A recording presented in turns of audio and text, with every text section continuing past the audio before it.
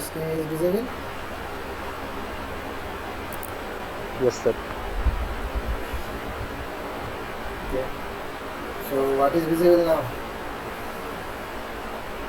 बताओ जल्दी क्या visible है तुम लोगों को? और full annealing. Okay.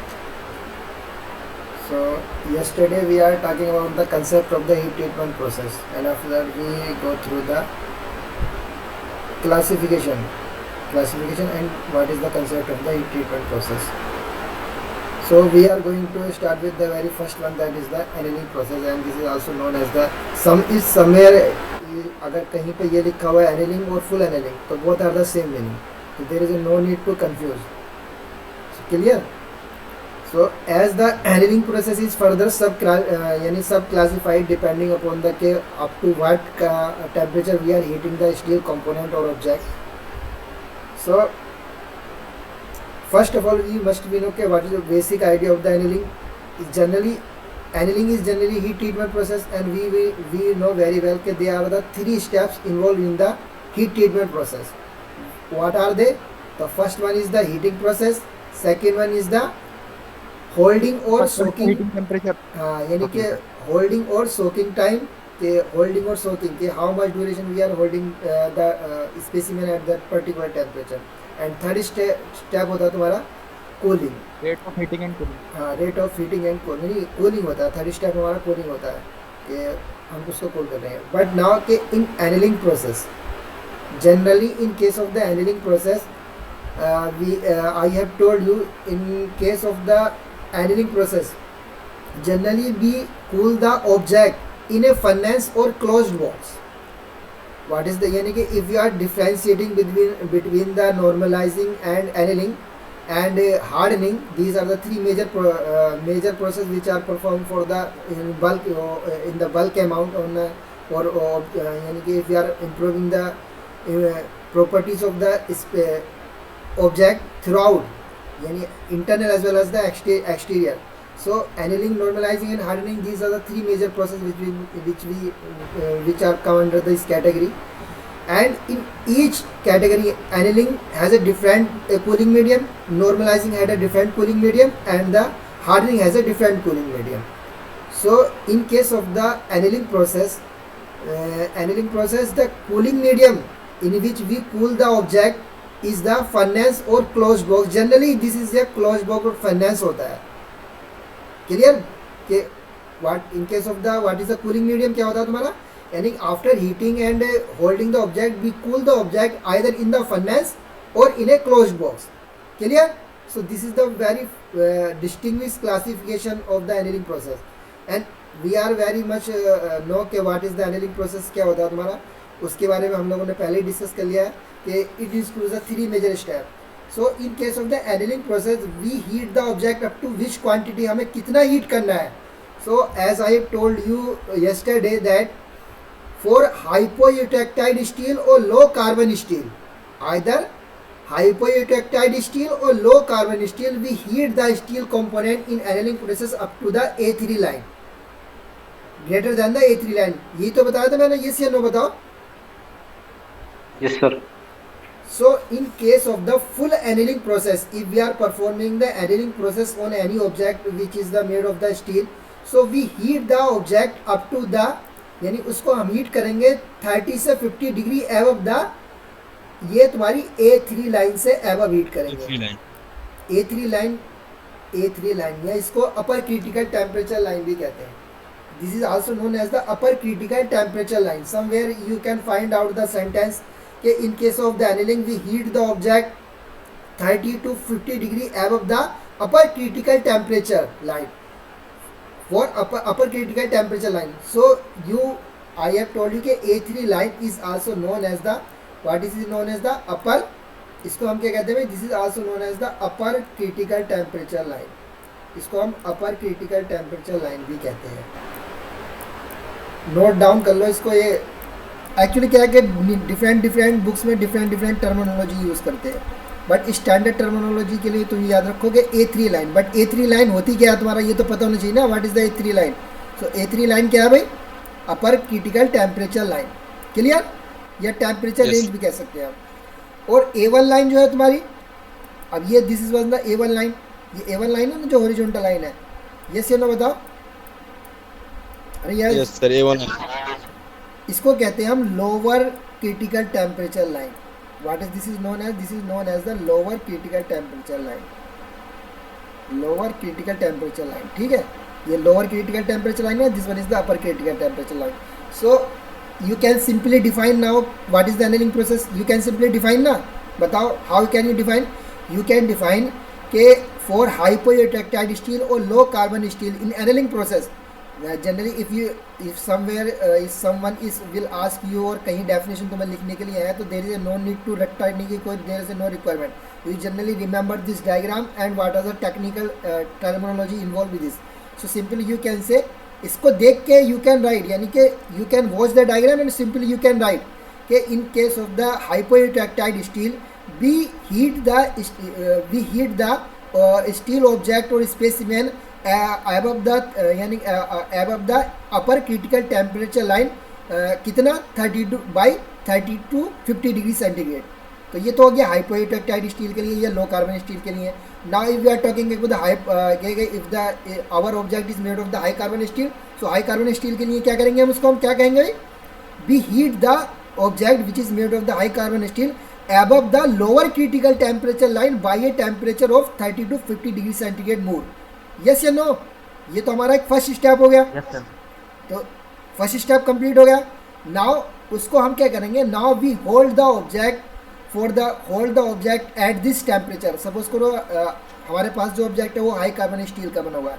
Now we heat the object up to the यानी कि उसको जो अपर लोअर क्रिटिकल टेम्परेचर है तुम्हारा 723 डिग्री सेंटीग्रेड, उससे हमने उसमें 50 और ऐड कर दिया, उसको हमने 775 तक उसको हीट कर लिया। Now we hold this object at this particular temperature 775 degree centigrade temperature पर उसको हम कुछ ड्यूरेशन के लिए रखेंगे, थोड़े टाइम के लिए उसको रखेंगे, जितना भी हमारा होल्डिंग टाइम होगा, सपोज करो 2 आवर्स 3 आवर्स 4 आवर्स 5 आवर्स, या आवर्स में होता है जनरली, मिनट में भी हो सकता है, 1 आवर हो सकता है तो उसको मिनट में कैसे 60 मिनट्स, या आवर्स की बात करें तो 2 3 4 आवर्स के लिए हम उसको उसी पर्टिकुलर टेम्परेचर पे होल्ड करेंगे। After that now we cool the object again in the furnace और क्लोज्ड बॉक्स में हम उसको अगेन कूल करेंगे up to the room temperature. कब तक, कितने टेम्परेचर तक, यानी रूम टेम्परेचर तक उसको कूल करेंगे। Again it will take some time, yes या नो। सपोज करो it is taking time 2 hours or it is taking time 50 hours or it is taking time 60 hours, और 60 आवर्स तो बहुत ज़्यादा हो गया, 50 आवर्स भी 2-3 आवर्स ले रहा है, या तुम्हारा 60 मिनट ले रहा है, या 50 मिनट्स ले रहा है। So it will take times, yes या नो। भाई टाइम लगेगा ना उसको कूल होने में, because we have already reached, उसका टेम्परेचर इंक्रीज कर दिया है, और उसको हम किसी क्लोज फर्नेस से क्लोज चैम्बर में उसको, सो दैट के एयर उसके कॉन्टैक्ट में ना आए। Why we are doing this, we are doing this के air does not come in the contact of the specimen or object. So in annealing process this precaution must be you must be aware of this precaution के we cool the object in a furnace, either in furnace or in a closed chamber. Clear? तो this is the 3 major step involved in the full annealing process or simply annealing process. All annealing process are, यानी कि if कुछ भी लिखने के लिए आता है तो उसको भी बता देंगे कि क्या उसमें फर्दर जो डिस्टिंग्विश क्या है, but you must be know कि what is the annealing process और full annealing process, because this is the most important. बाकी सब तो वो सब अबॉर्डिनेट है, वो कुछ नहीं है।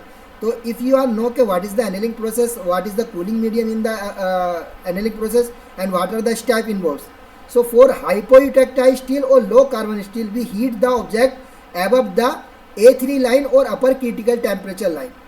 So this fundamental is clear to, this concept is clear to everyone, okay, what is the concept of the annealing process and up to how much temperature we heat the object. Yes or no, बताइए भाई, सबको clear है?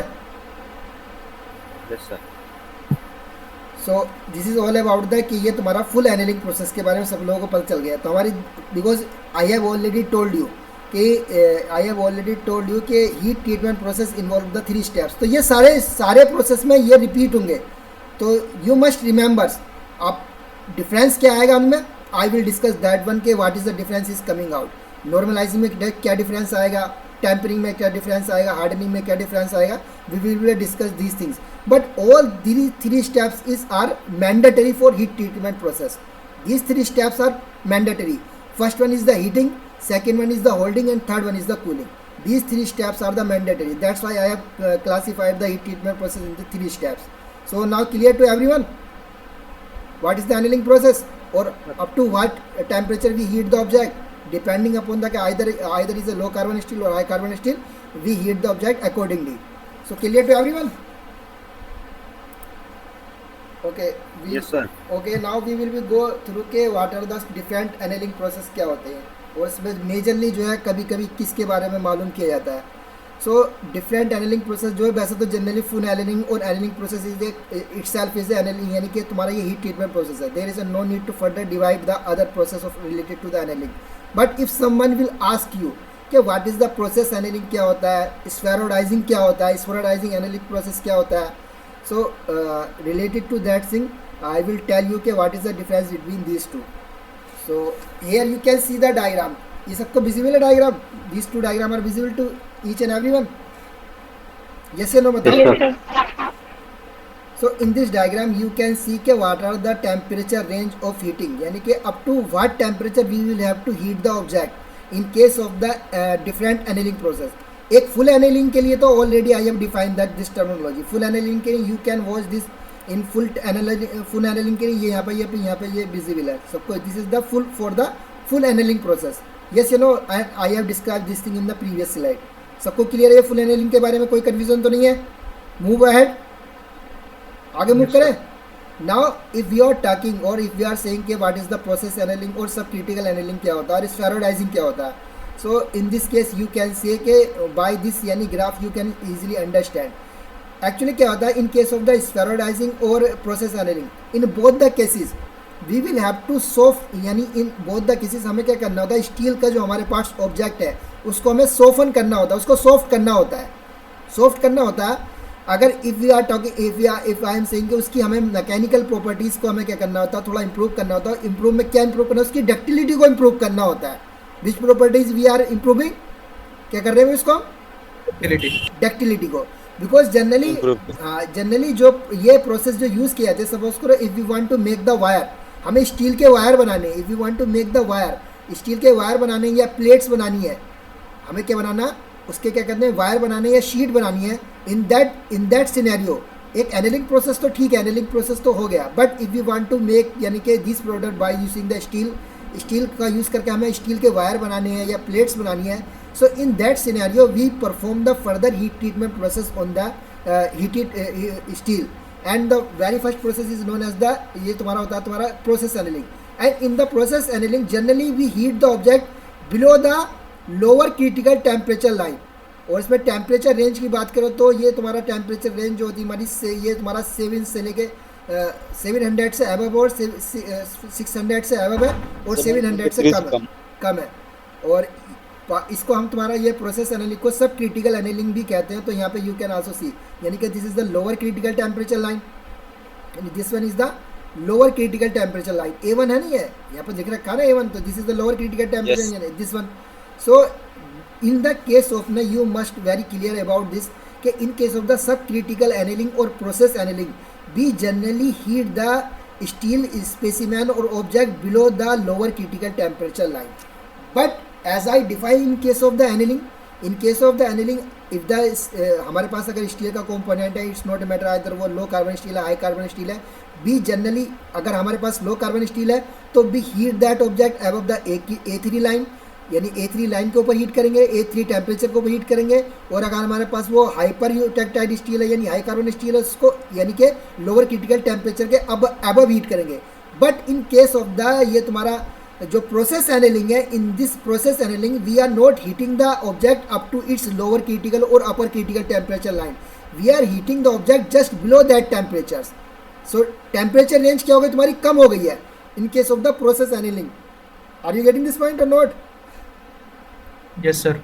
Sir ये दोनों के लिए होगी sir, hypo और हाइपर के लिए दोनों के हाँ लिए. दोनों के लिए. जनरली जो तुम्हारा प्रोसेस एनेलिंग इज यानी कि you can see the diagram and you can realize that कि generally we are performing the process annealing for the low carbon steel और hypo eutectoid steel, not for the hyper eutectoid steel. यानी कि ये तुम्हारा 0.8% से कम है ना carbon percentage इसमें, सबको विजिबल है? सो यानी कि प्रोसेस एनालिंग, ये डायग्राम तुम्हारा कुछ कह रहा है, डायग्राम इटसेल्फ सेइंग समथिंग, कि टेम्परेचर रेंज भी बता रहा है, and for which type of steel we are performing the process annealing process, यानी for low carbon steel we are performing the process annealing process. Process annealing यानी process annealing हम perform कर रहे हैं किस पे परफॉर्म कर रहे हैं हम? लो कार्बन स्टील पे। सो क्लियर है? सबको समझ में आ गया है? Yes sir. Yes sir. तो इसमें वही 3 स्टेप रहेंगी, ऑल द 3 स्टेप। अगर इफ समवन यानी कि अगर तुम्हें डिफाइन करने के लिए आया कि define the process annealing process, so temperature range इसमें ऑलरेडी मैंने तुम लोगों को बता दिया है कि 750, तो मान लो कि 750 डिग्री सेंटीग्रेड तक हम उसको हीट करते हैं। एक आइडिया के लिए, मतलब फॉर एग्जांपल हमने एज्यूम कर लिया। So we heat the low hypoeutectoid steel below the low carbon steel. तो तुम्हें टेम्परेचर रेंज की डिफाइन करने की रिक्वायरमेंट नहीं रहेगी, बिकॉज ये तुम्हारा लोअर क्रिटिकल टेम्परेचर से अगर तुम नीचे कह दोगे तो इट्स जनरली डिफाइन। अब ये टेम्परेचर रेंज पता नहीं है, 700 डिग्री सेंटीग्रेड से भी कर सकते हो, उससे कम भी कर सकते हैं, 5 भी हो सकता है, 4 भी हो सकता है, 400 भी हो सकता है। So if you are saying in simple sentence कि in process annealing we are heating the steel, यानी we are steel object below the lower critical temperature line. So उसमें सारी चीज़ें रेंज आ गई। क्लियर हो गया? ये फर्स्ट स्टेप आ गया कि हीटिंग कितना करना है, वो आ गया हमारा। दूसरा step, now we hold the object for the sufficient time at this temperature, and now cooling will be take place in the furnace or closed box for up to the room temperature। ये 3 step आ गई, और diagram ये बना दोगे तो उससे पता चल जाएगा कि प्रोसेस एनालिंग क्या होता है। प्रोसेस एनालिंग का दिखाओगे, बाकी there is no need to show other things, only you will have to show the lower critical temperature line and temperature and percentage, ये दिखाने की जरूरत है, बाकी there is no need. So ये प्रोसेस एनालिंग सबको समझ में आ गया नहीं आया भाई? बताओ यस या no? Now again ductility improve करने के लिए और मेटल को सॉफ्ट करने के लिए अगेन हम एक हीट ट्रीटमेंट प्रोसेस और करते हैं। और बिकॉज क्या होता है कि पीएल लाइट जो होता है तुम्हारा वो कोर्स होता है, और उसमें जो हम उसको मशीनिंग नहीं कर सकते, उसकी हम मशीनिंग नहीं कर सकते हैं। सो उसको डक्टाइल बनाने के लिए मीडियम और हाई कार्बन स्टील में, ये तुम्हारा ये रखा है मीडियम और हाई कार्बन स्टील में, यानी कि यहाँ से स्टार्ट है। स्पिन के लो कार्बन स्टील तो 0.3 से कम होता है, यस या नो भाई बताइए?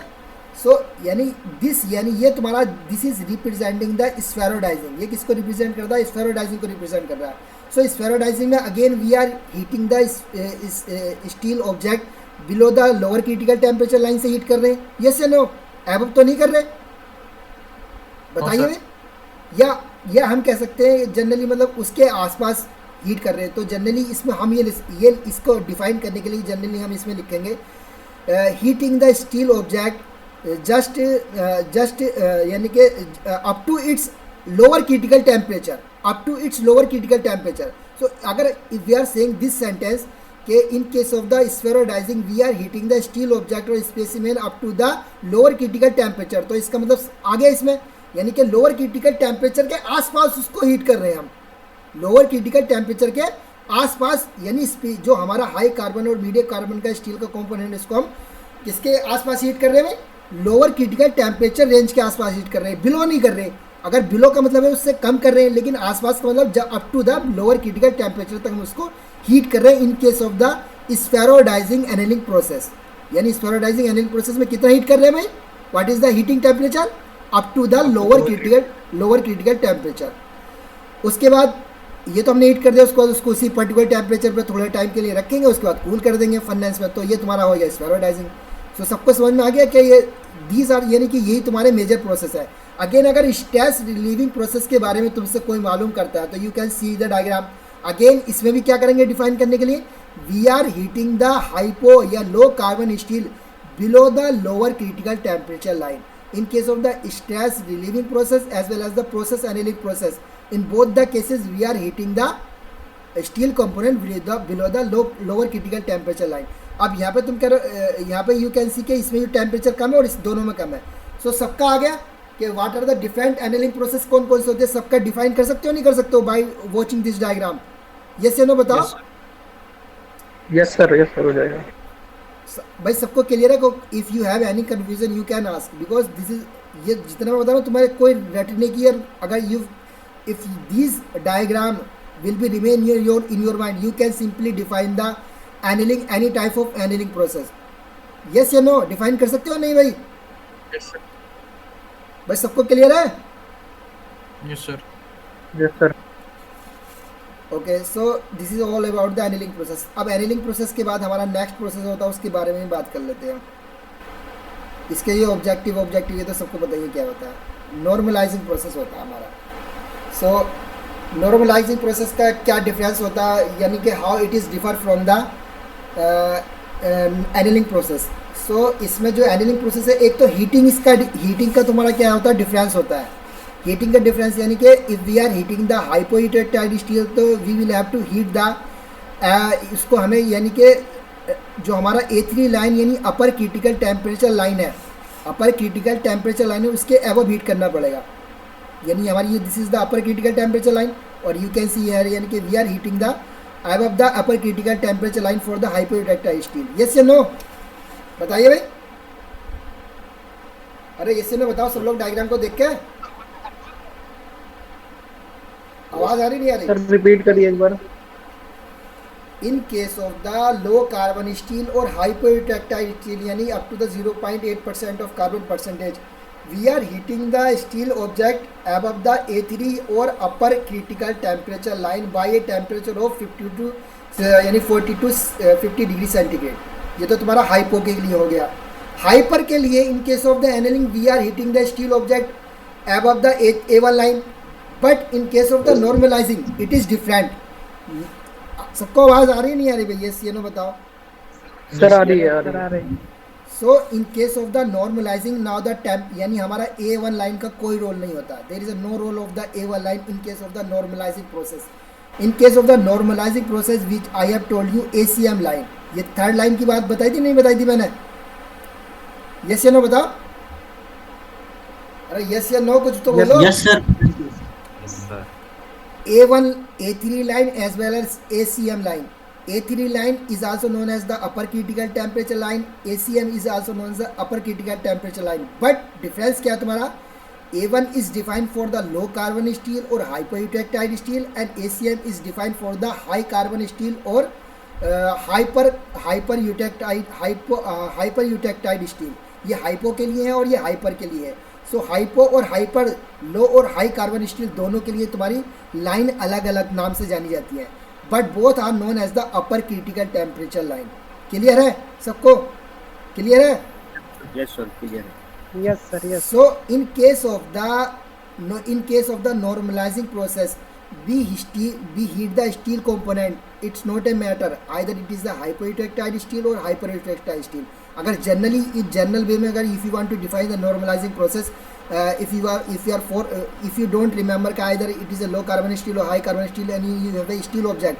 So for any steel object, either it is a low carbon steel or high carbon steel, normalizing can be generally defined in a very simple way कि we heat the steel object above the upper critical temperature line by a temperature of the 40 to 50 degree centigrade. Clear है? यहाँ तक समझ में आ गई सबको? Yes, sir. Yes sir. और इसमें अगर तुम्हें फर्दर डिफाइन करना है, इसको फर्दर क्लासिफाइड करना है, सो यू कैन से कि we are heating the hypoeutectile steel above the A3 line by a temperature difference of 50 to 60 to 40 degree centigrade, or for hypoeutectile or hypereutectile or high carbon steel we are heating the steel specimen or object above the ACM line। और इसको दोनों को combine करके मैंने तुम लोगों को I have already told you कि जनरलाइज फॉर्म में you can say if you are not saying, यानी we are heating the steel object. अब मैंने इसमें ये नाम नहीं लिया कि either it is the hyper और हाइपर, वी आर स्टील, यानी कि अगर हाइपर की बात करेंगे तो you will have to say कि आइदर यू आर, अगर हाइपर के लिए बात करें तो you will have to add in this, यानी हाइपर के लिए you will have to add the ACM line और हाइपो के लिए तुम्हें A3 लाइन ऐड करना पड़ेगा। But if you are simply defining कि we are normalizing process can be define simply as a कि we are heating the steel object.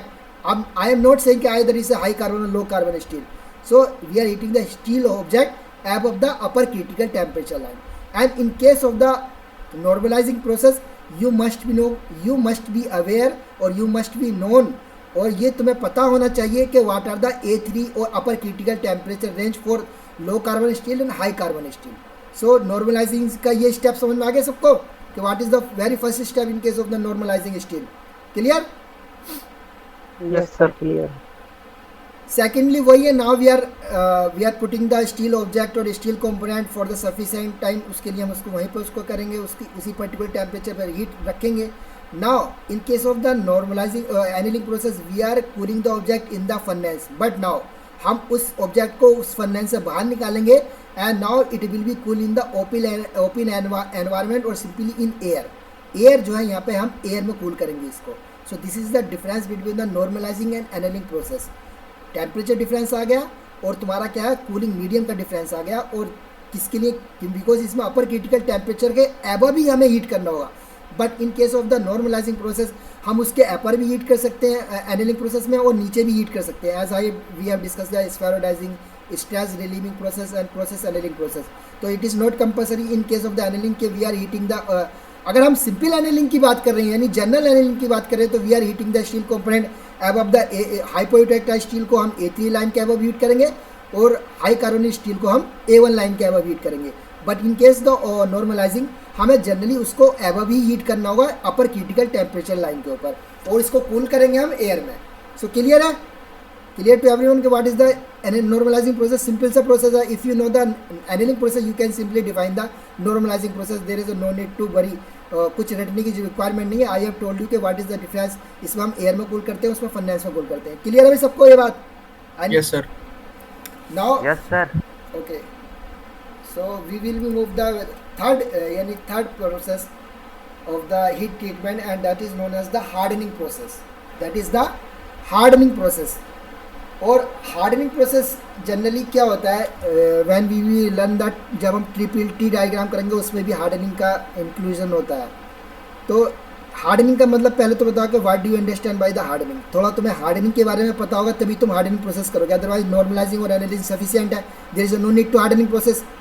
Yes या no भाई, हमने किसी स्टील का ऊपर हार्डनिंग उसमें हमने एनालिंग कर दिया, नॉर्मलाइजिंग कर दिया, ठीक है हम उसको यूज़ कर रहे हैं. But what is the requirement of hardening, why we are performing the hardening and what is the hardness. You must, hardness क्या होती है भाई, anyone tell me what is the hardness. The property of a metal that has high tensile strength. High tensile strength. Sir easily break ना हो property होती है metal की. देखो ऐसा जब मैं पढ़ा रहा हूँ तो सही से बताओ. अब ये तुम जो है आलतू फालतू की ड्रामेबाजी मत करो. हार्डनेस के बारे में मैंने तुम लोगों को बहुत सही से बताया कि हार्डनेस क्या होती है. It is the surface property होती है. कोई ये तुम्हारी टेंसाइल इंटाइल स्ट्रेंथ से कोई मतलब नहीं है इसका. और कैसे करते हैं ये भी बताया मैंने उसको. सर अगर किसी मटेरियल के सरफेस पर अगर हम किसी दूसरे मटेरियल से अगर सर स्क्रैच करें तो वो इजीली स्क्रैच ना हो उसकी जो, हाँ कि वो कितना हार्ड है, जितना Yes, ज़्यादा sir. हार्ड होगा उतना ही उसकी ड्यूरेबिलिटी इंक्रीज कर जाएगी, उसकी क्या कर जाएगी, वो उसकी स्ट्रेंथ इंक्रीज कर जाएगी. यस या नो. सर. बट ये तुम्हारा Yes, strength is the secondary thing. Hardness के बारे में तुम्हें पता होना चाहिए. ये तुम्हारा स्ट्रेंथ से, ठीक है स्ट्रेंथ से रिलेशन है, but hardness is the surface property. यानी कि सिंपली यह है कि we are indenting any third material on a specimen. अगर हमारे पास कोई स्पेसिमैन है, अगर दो मटेरियल, एक प्लास्टिक का बना हुआ और एक स्टील का बना हुआ, अगर हम एक किसी थर्ड स्पेसिमैन को उसमें क्या करें, इंडेंट करें, यानी उसमें क्या करें, फोर्स लगाएं किसी थर्ड मटेरियल से, नुकीली चीज़ से, तो प्लास्टिक में तो ईजिली वो उसमें क्या हो जाएगा, डेंट पड़ जाएगा. और स्टील वाले में कम डेंट पड़ेगा. तो हम वी कैन से के this component is more harder as compare to the this one. तो ये किसकी प्रॉपर्टी है? हार्डनेस. हार्डनेस जो है तुम्हारी ये सरफेस प्रॉपर्टी है. यानी कि हम सरफेस पर अगर फोर्स लगाएंगे तो इजीली हमें पता चल जाएगा कि उसमें इंडेंट हो रहा है नहीं हो रहा है. और मैंने आई हैव ऑलरेडी, यानी कि मैं उसके अंदर नहीं जा रहा हूँ कि हार्डनेस में क्या क्या होता है, वो हमने सब डिस्कस कर लिया है. सो जनरली यानी कि हमें देयर सर्टेन कंपोनेंट, देयर यानी कि कुछ कंपोनेंट ऐसे होते हैं जहाँ पे हाई स्ट्रेंथ की रिक्वायरमेंट होती है या हाई हार्डनेस की रिक्वायरमेंट होती है, सो दैट्स उनकी क्या हो जाए, ड्यूरेबिलिटी इंक्रीज कर जाए. When we apply the more load on the material, on the surface of the material, it can easily sustain.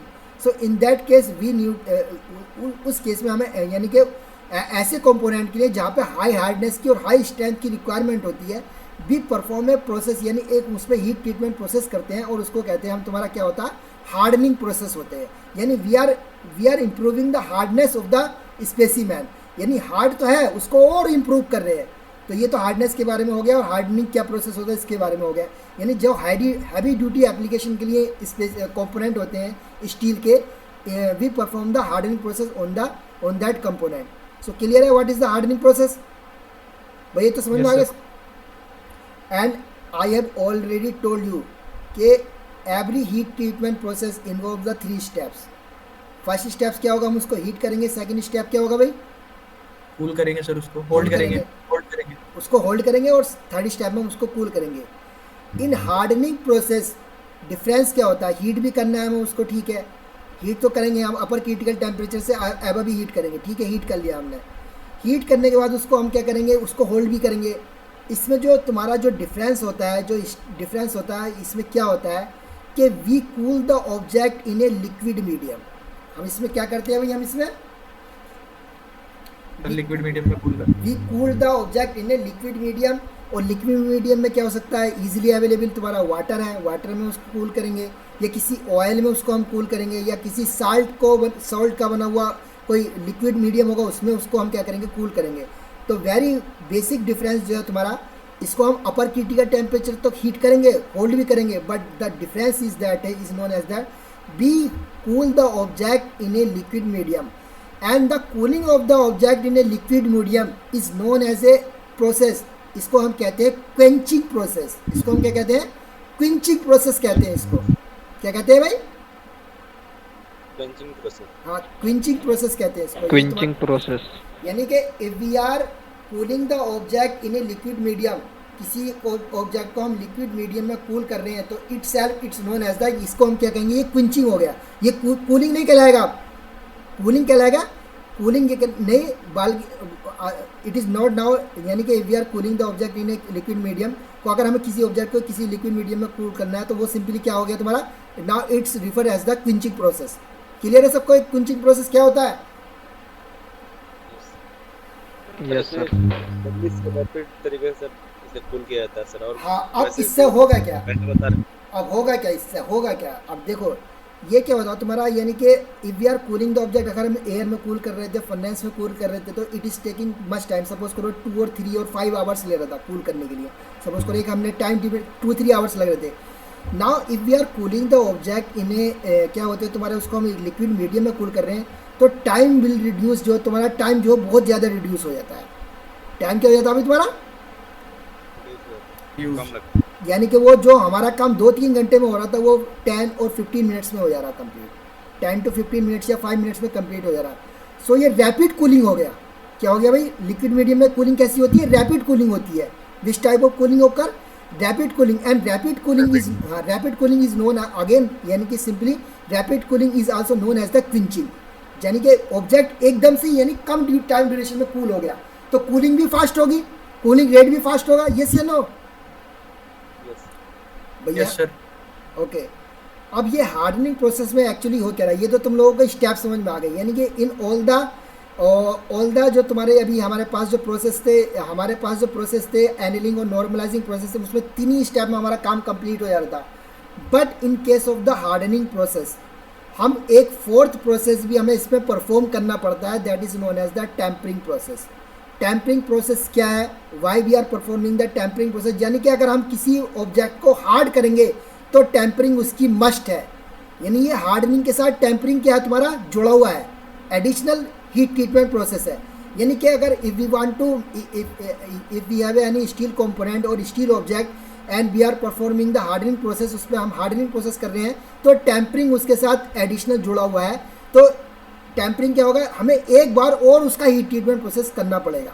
एक बार तो हमने हार्डनिंग में कर दिया हीट ट्रीटमेंट प्रोसेस, यानी उसको हमने ऑब्जेक्ट को हीट किया अपर क्रिटिकल टेम्परेचर, तो उसके बाद होल्ड किया, उसको लिक्विड मीडियम में कूल कर दिया. ये तो हार्डनिंग प्रोसेस का 3 स्टेप कंप्लीट हो गए. नाउ अब उसमें हम 4th स्टेप की तरफ मूव करेंगे, और 4th स्टेप जो होता है तुम्हारा होता है टेम्परिंग प्रोसेस. टेम्परिंग प्रोसेस क्या होता है, why it is required in hardening process. Now I will take a 2 minute break. अभी 2 मिनट का ब्रेक लेता हूँ, अभी बताता हूँ तुम लोगों को.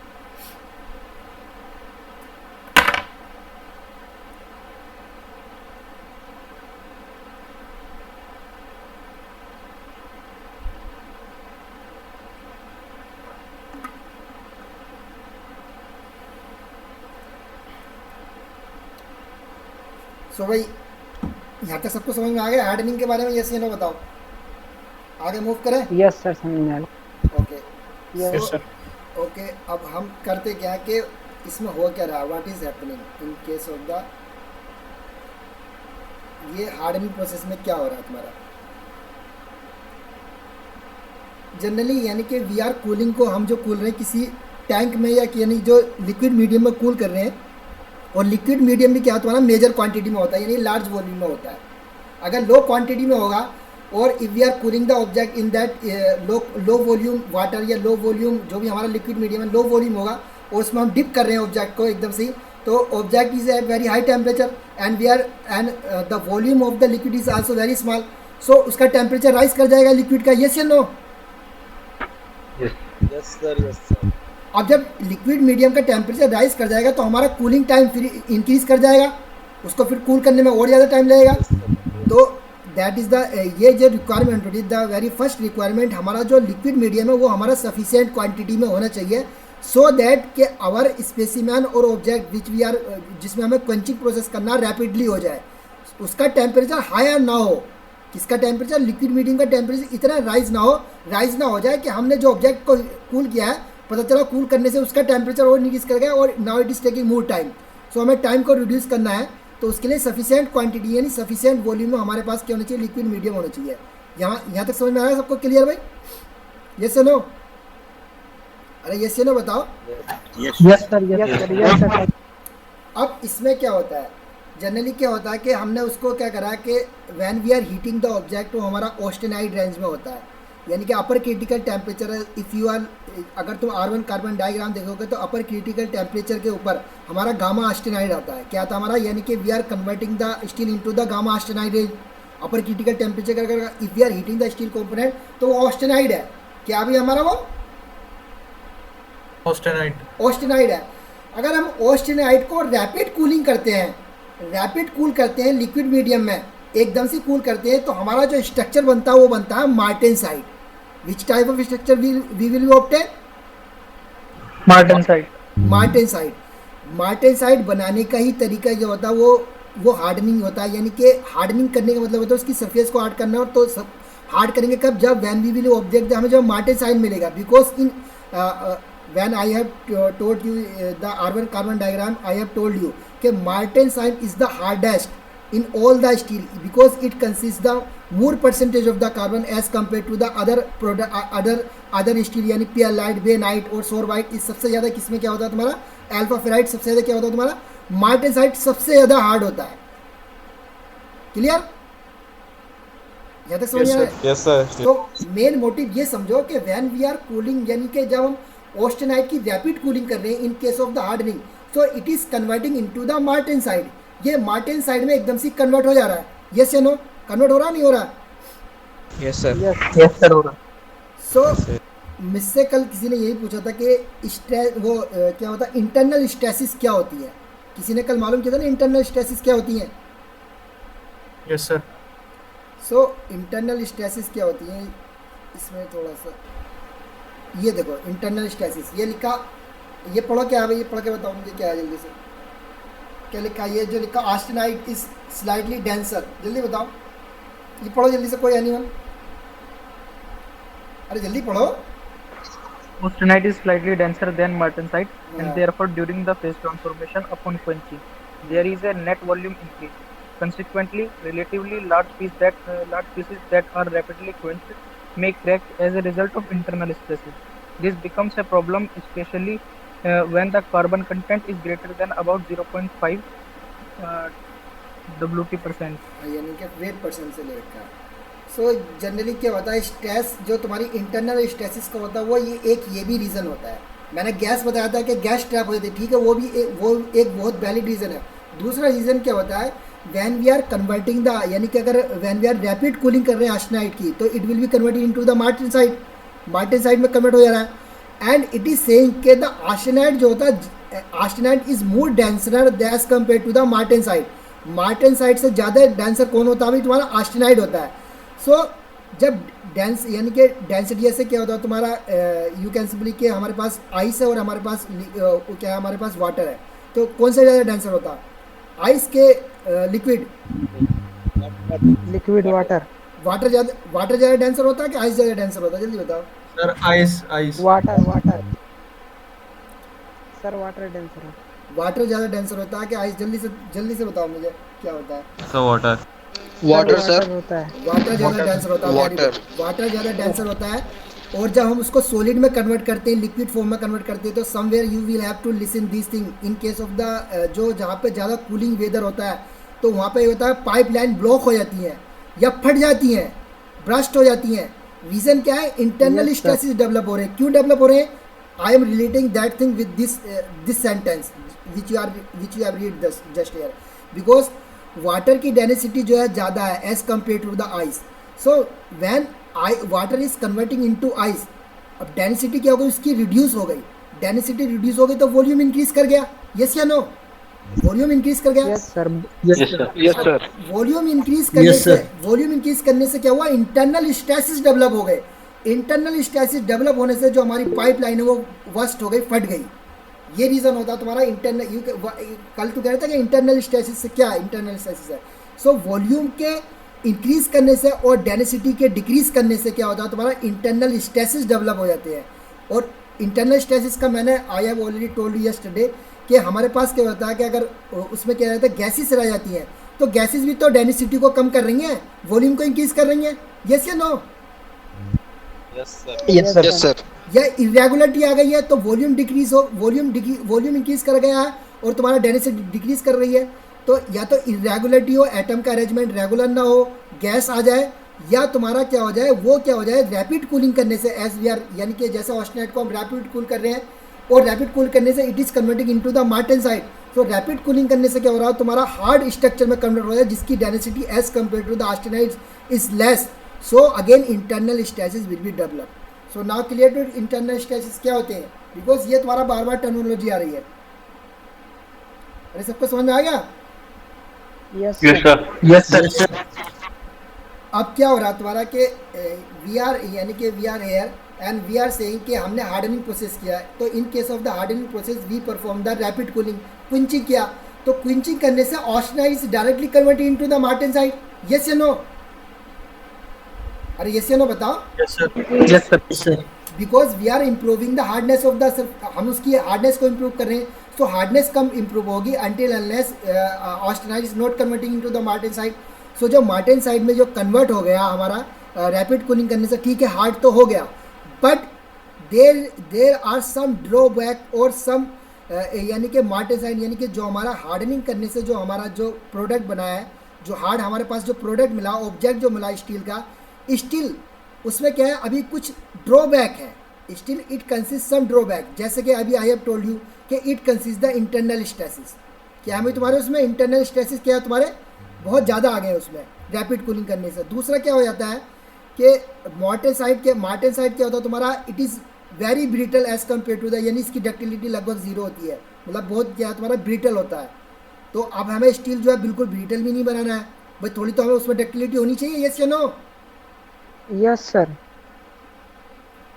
सो उसमें क्या है तुम्हारा अगेन उसकी हमें प्रॉपर्टी, अगर हम डायरेक्टली हमने हार्ड यानी कि हार्डनिंग प्रोसेस कर लिया और directly now we are using that steel component और ऑब्जेक्ट, उसको हार्ड करने के बाद उसको यूज़ कर रहे हैं, तो हमने फिर अगेन वी आफ्टर एक्सपेरिमेंट और after some duration type we analyse, ठीक है प्रॉपर्टी तो इम्प्रूव हो गई है, but it is not up to the point. It is not up to the point, यानी अप टू द पॉइंट नहीं है, उसकी प्रॉपर्टी को हमें और इम्प्रूव करना पड़ता है।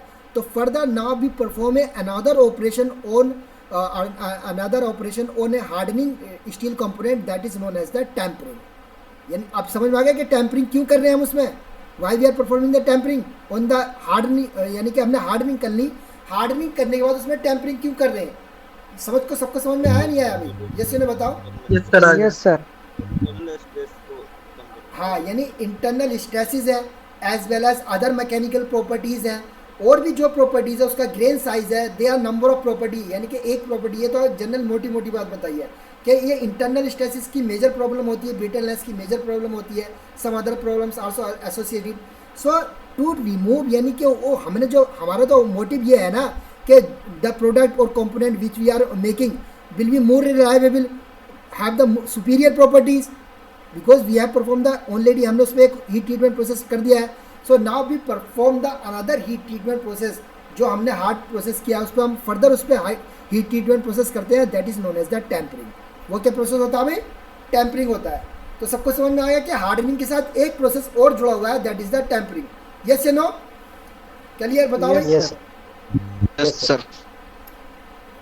या ये भी हो सकता है हम टेम्परिंग प्रोसेस इसलिए भी करते हैं जनरली कि हमने रैपिड कूलिंग की है, we perform the rapid cooling of the austenite, और ये हो सकता है कि जो मार्टेसाइट कन्वर्ट हुआ वो 100% मार्टेसाइट में कन्वर्ट ना हुआ हो, मार्टेसाइट में हम उसको कन्वर्ट करना है, बिकॉज हमें तो उसको और हार्ड करना है ना, वी आर हार्डनिंग प्रोसेस कर रहे हैं। सो टेम्परिंग प्रोसेस यानी उसको 100% मार्टेसाइट में कन्वर्ट नहीं हुआ है, या मार्टेसाइट में कन्वर्ट हुआ भी है तो it has lack of properties, there is a lack of property associated with that steel component, so we are performing the in that, उसमें हम टेम्परिंग प्रोसेस करते हैं। So as we are aware के every heat treatment process involve the 3 steps. So 3 steps इसमें कौन कौन से involve होंगे? Heating, holding and cooling. Yes या नो? अरे यस या नो बताओ। yes, sir. Yes sir. Yes sir.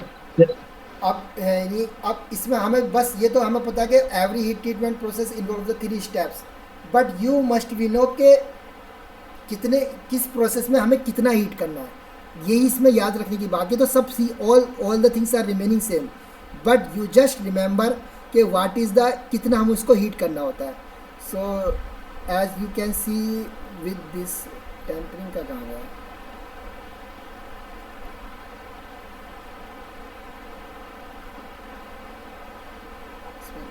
चलो गया स्लाइड लगता है, चलो कोई बात नहीं, ये वाला देख लो।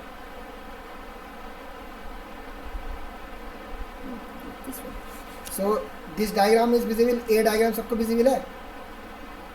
Yes, sir. Yes sir. So generally in case of the tempering, सबके लिए ये कॉमन डेफिनेशन आएगी। In case of the tempering we heat the steel component below the lower critical temperature line. देख रहा है ये लोअर क्रिटिकल टेम्परेचर लाइन के नीचे है टेम्परिंग में। यस या नो? Yes, sir. Yes. और यू कैन से यस सर।